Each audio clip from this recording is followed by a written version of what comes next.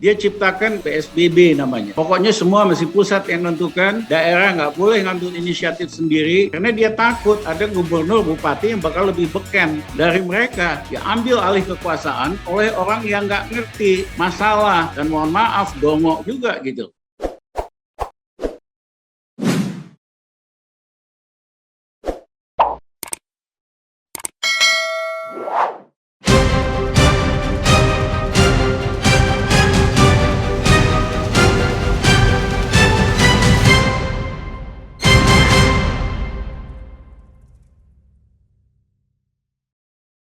Silakan Bang Rizal Ramli mempertanggungjawabkan statement-statement hari-hari terakhir ini yang kemudian ditembak oleh Ngabalin katanya. Ini ada masalah cacat intelektual. Silakan Bang Rizal. Ngabalin kok diladeni? Hah? Itu sih rakyat biasa aja udah sebel, nggak usah kita lah ngeladenin pas Ngabalin itu Pak. Tapi saya salut sama Pedro. Pedro ini mewakili organisasi Blok Pelajar. Blok baru, sangat progresif, isinya mahasiswa-mahasiswa, anak-anak muda, garisnya jelas, dan mungkin akan memainkan peranan sangat besar dalam perubahan kali ini di Indonesia. Nah, selain BEM-BEM dan sebagainya. Yang pertama, suasana hari ini itu dalam istilah manajemen namanya Indonesia berada di tipping point. Tipping point itu titik jungkal. Baik karena alamiah dia terjungkal, atau karena didorong sedikit dia terjungkal. Nah, dalam sejarah tipping point itu tidak mungkin terjadi kalau kondisi objektif dan subjektifnya belum matang. Perubahan itu selalu terjadi kalau kondisi subjektifnya sudah matang, kondisi objektifnya dari kacamata organisasi dan network udah matang gitu. Nah, suasana begitu dalam istilah manajemen namanya tipping point, titik jungkal. Jadi ada kayu begini, papan, dia akan terjungkal dengan sendirinya karena dorongan kondisi subjektif, atau dia akan terjungkal dengan sedikit saja dorongan dari organisasi. Nah, itulah kenapa organisasi seperti Blok Perubahan menurut saya penting dalam menggeser perubahan yang akan terjadi. Saya juga senang di sini ada analis yang masih muda tapi semangat, Gede Siriana, ada Fadli, ada Mbak Husnul, dan semuanya. Kenapa saya katakan bangsa kita ini sudah di tipping point, titik jungkal? Karena ekonominya sudah merosot sebelum COVID, dan dengan COVID semakin menjadi-jadi kemerosotan. Yang kedua, terlihat jelas setelah 1,5 tahun COVID ini, pemerintah ini tidak mampu menyelesaikan, mengurangi, dan mengatasi masalah COVID.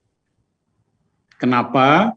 Kalau kita bagi selama 1,5 tahun itu, apa yang dilakukan pemerintah, ada 4 tahap.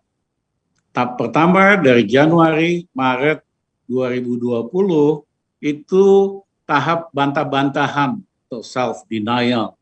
Mengatakan COVID kagak ada, Indonesia nggak mungkin ada COVID. Tahap lelucon, buat lelucon tentang COVID. Orang Indonesia banyak kena matahari, nggak mungkin. Makan nasi kucing, bisa sembuh, dan sebagainya. Jadi selama 3 bulan, pemerintah kita bantah-bantah, self-denial, dan membuat lelucon tentang COVID.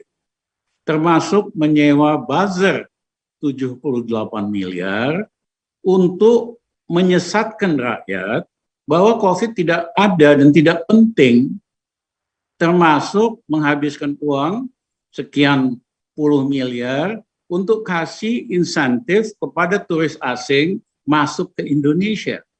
Ini kan luar biasa. Mohon maaf, Pak, saya pakai bahasa Sunda, luar biasa dongoknya nih. Ya, Itu bahasa negara yang kena COVID, tetangga dari Cina adalah Vietnam. Begitu di Vietnam terjadi Desember 2019, Januari dia tutup semua perbatasan. Sehingga dampak COVID terhadap Vietnam relatif kecil. Demikian juga dengan Taiwan. Itu, ya kan, dekat banget sama China daratan. Setiap tahun ada puluhan juta turis dari Cina daratan datang ke Taiwan. Presidennya perempuan pinter, teman saya, dia tutup itu langsung. Nggak ada turis asing bisa masuk, sehingga Taiwan nggak kena COVID di round pertama. Demikian juga dengan presiden perempuan di New Zealand, dia lock out aja itu. Dia lockdown semuanya, akhirnya nggak ada impactnya sama sekali. Sementara pemerintah, mohon maaf sekali saya pakai istilah dongok gini, ya, itu malah kasih insentif turis asing masuk, kasih TKA Cina masuk nggak berhenti-berhenti, hanya karena kepentingan bisnis seorang pejabat, bukan juga demi kepentingan nasional.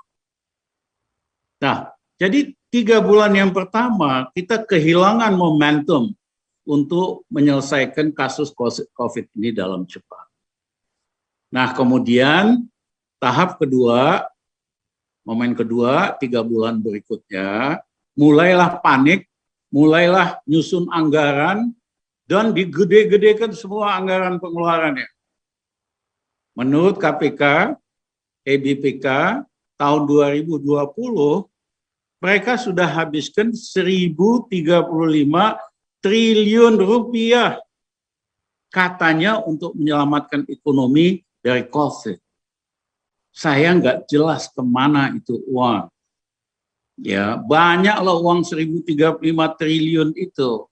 Kok nggak ada tanda-tanda bahwa uang yang katanya untuk menyelamatkan Indonesia dari COVID dan ekonomi punya dampak baik terhadap pengurangan COVID maupun terhadap perbaikan ekonomi. Kagak ada dampaknya sama sekali. Bahkan COVID meningkat lebih besar. Nah, hanya ada 2 kemungkinan. Satu, uang 1.035 triliun itu dipakai bancaan oleh para pejabat.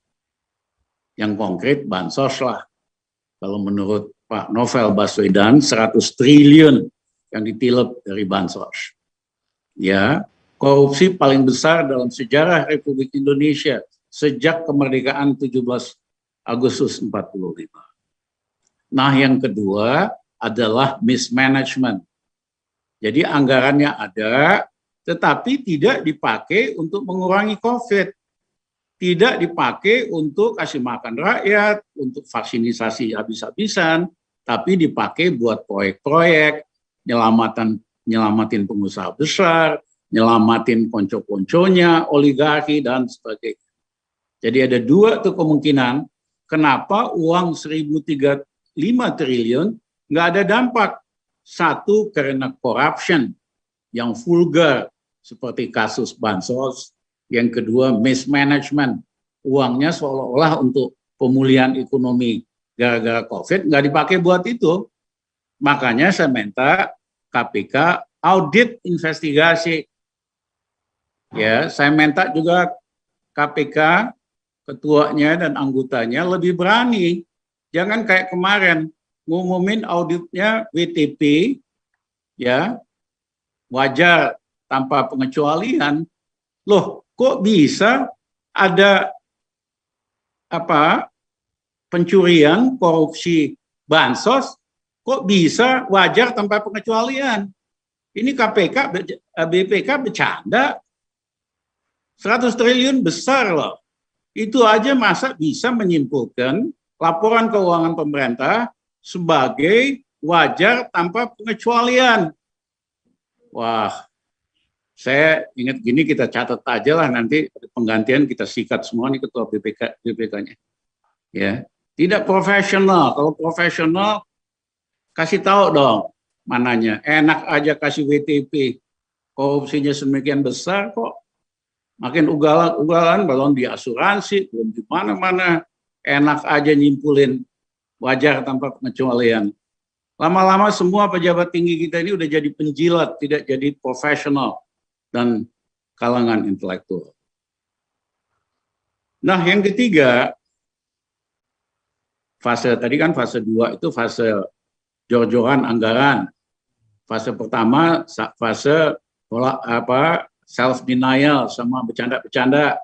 Fase 2 genjot anggaran, tapi bukan dipakai buat COVID.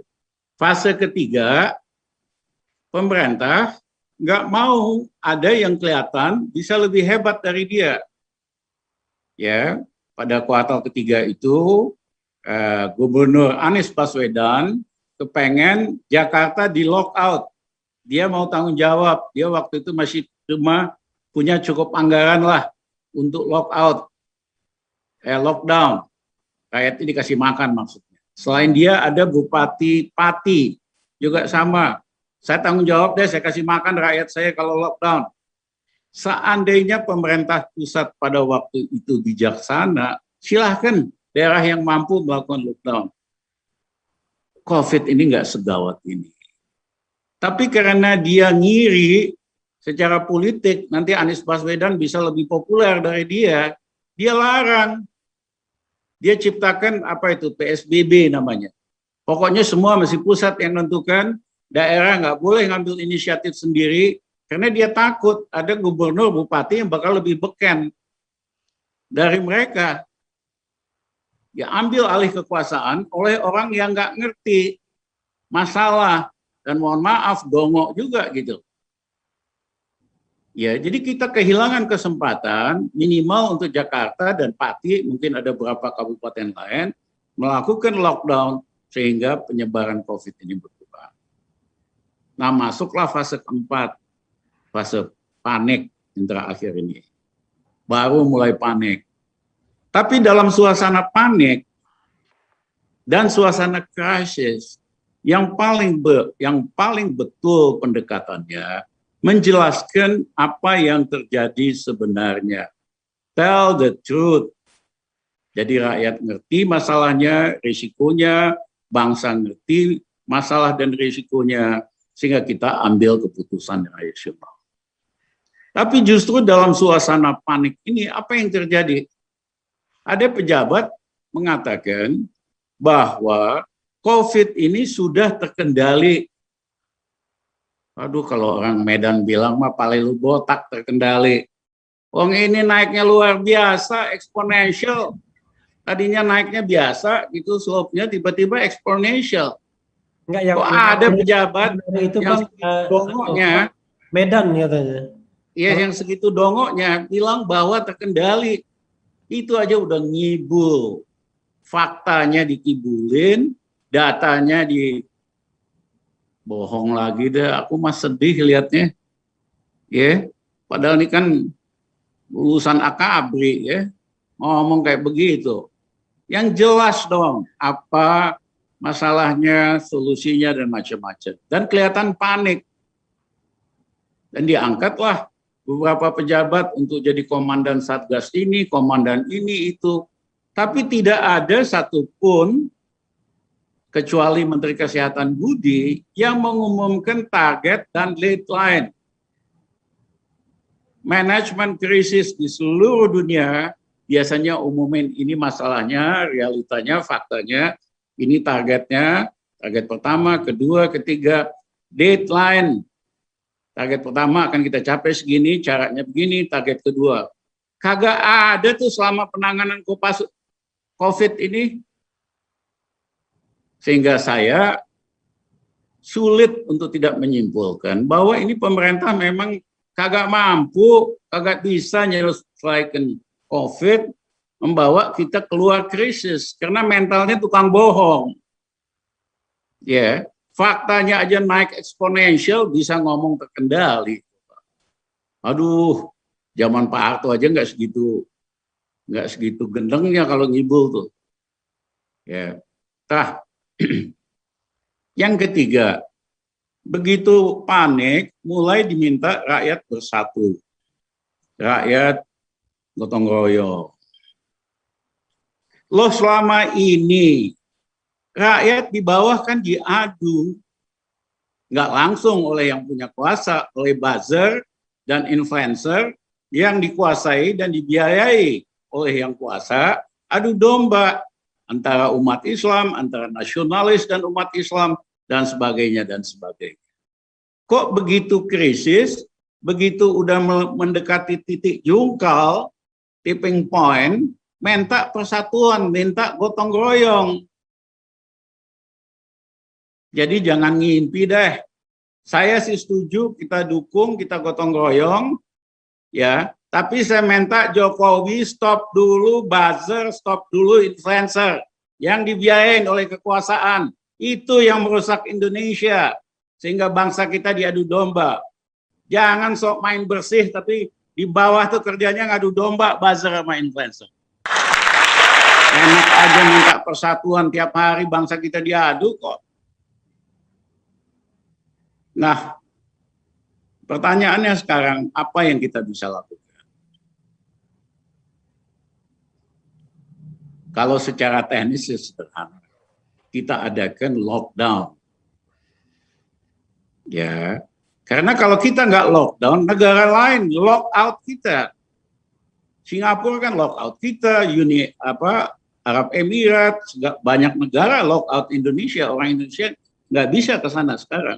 Kalau kita nggak lockdown, akan di lock out oleh negara lain. Apa kunci daripada lockdown? Satu, tentu semua orang diam di rumah. Setiap 2 minggu, kalau perlu kita perpanjang selama 2 bulan. Tetapi kita kasih makan rakyat kita. Mereka nggak boleh dagang, tinggal di rumah ya kita kasih makan. Yang nggak mampu kita kasih makan. Nggak banyak kok. Taruhlah ada 100 juta keluarga, mungkin nggak sampai segitu yang butuh bantuan, yang lain setengahnya bisa kali. Let's say, seapes-apesnya 100 juta keluarga, kasih 1 juta sebulan, itu kan cuma 100 triliun sebulan loh. Kalau kita lockdown kan setiap 2 minggu lihat efektivitas apa enggak. Kalau kita lockdown sekitar 3 bulan, cuma 300 triliun. Duit kecil itu. Stop aja semua proyek-proyek besar, proyek ibu kota, proyek agak jelas begitu. Ada kok uangnya. Nah yang kedua kita kasih obat gratis. Ini saya betul-betul merasakan karena banyak teman-teman saya yang kena COVID. Waduh minta ampun cari obatnya. Belum harganya luar biasa. Ya, ada yang obatnya itu infusnya 8 juta satu botol kecil. Bisa 4 kali. Ya, saya sedih banget banyak teman-teman kita yang mestinya mampu kagak bisa. Itu obatnya kagak ada. Harganya naik berkali-kali, pemerintahnya nggak kerjain apa yang konkret. Gitu. Nah, yang kedua, saya tetap beranggapan vaksinisasi itu perlu. Memang kita pakai Sinovac, efektivitasnya itu hanya 55%. Artinya dari 100 yang disuntik, ya 55% imunnya bagus. Sisanya 45% enggak bisa kena lagi. Itulah kenapa Eropa, Amerika tidak boleh pakai Sinovac. Itulah kenapa Arab, Saudi Arabia dan Singapura nggak mau Sinovac. Kita rakyat kita dijadiin kelinci percobaan pakai Sinovac. Tapi apapun kita perlu divaksinasi. Nah, saya sarankan kita beli dong Pfizer, beli dong yang lain-lain Moderna atau lain-lainnya AstraZeneca, jangan pakai lagi Sinovac. Iya kan? Ada uang kok kalau mau. Ya. Kalau ngitung itu aja nggak bisa, datang deh ke rumah saya, tak ajarin bagaimana nyari duitnya. Kalau segitu gebeknya gitu aja kagak bisa gitu loh. Nah, Nah, vaksinisasi ini kita harus lakukan untuk 180 juta rakyat Indonesia. Ya, untuk mencapai apa istilahnya itu herd immunity 70%. Artinya harus ada 360 juta suntikan. Nah, untuk bisa mencapai target 9 bulan, ya 180 hari, kita mesti vaksin 1 hari 2 juta orang disuntik. Bisa kalau kepemimpinannya hebat. Biden, dia dilantik 15 Januari 2021. Dia bilang pokoknya sebelum hari kemerdekaan 4 Juli, kita harus sudah bebas dari masalah COVID. Maksudnya sebagian besar udah nggak ada masalah. Tercapai itu. Hanya 5 bulan lebih dia kuasa. Sebagian orang Amerika lebih udah divaksin, masalah selesai. Nah ini target begini aja, pemerintah kagak punya. Yang ada ngomong gede, yang ada mob, istilah Medannya tuh mob. Lot of mob. Ya, bluffing. Mana targetnya? Mana deadline-nya? Ya, nah menurut saya itu yang harus dilakukan, divaksinasi. Yang ketiga, yang sakit tentu dipisahkan, dikasih obat dan sebagainya. Duitnya ada nggak? Ada banget. Kalau ada pejabat bilang kagak ada, ya nggak usah jadi pejabat dah. Apalagi ekonom bilang kagak ada duitnya. Wong gampang kok. Pengeluarannya nggak perlu di stop dulu, alihkan ke sini. Ya seperti saya katakan, buat kasih makan 100 juta keluarga, sebulan cukup 100 triliun. Kalau kita lockdown 3 bulan, 300 triliun. Maksimum ekstra obat-obat sampai 400 triliun. Masa nggak punya uang segitu? Ngutangnya aja udah berapa triliun. Yang kedua, kita harus vaksinasi 1 hari 2 juta selama 180 hari. Supaya tercapai herd immunity. Ya, dan jangan lagi pakai Sinovac. Pakai Pfizer dong, pakai AstraZeneca dan lain-lain. Karena kalaupun kita disuntik sama Sinovac, kita kemana-mana nggak bisa, ke Eropa nggak bisa, ke Singapura nggak bisa, ke Eropa juga, Amerika nggak bisa. Nah, jadi itu jawaban teknis. Pertanyaannya, ini pemerintah mampu nggak melakukan ini? Saya mohon maaf, nggak mampu, boro-boro mikir aja kagak arah solusi gitu. Pemimpin krisis itu kan mikir selalu prioritas tindakan, deadline, sama target-target. Ini saya nggak pernah tuh lihat pejabat-pejabat Jokowi bicara target, bicara deadline, kita dikibulin terus. Nah jadi kalau memang nggak mampu, pilihannya cuma sederhana. Itu aja kalau nggak bisa, ya tinggal mundur dengan baik-baik, kita maafin atau diundurkan. Terima kasih.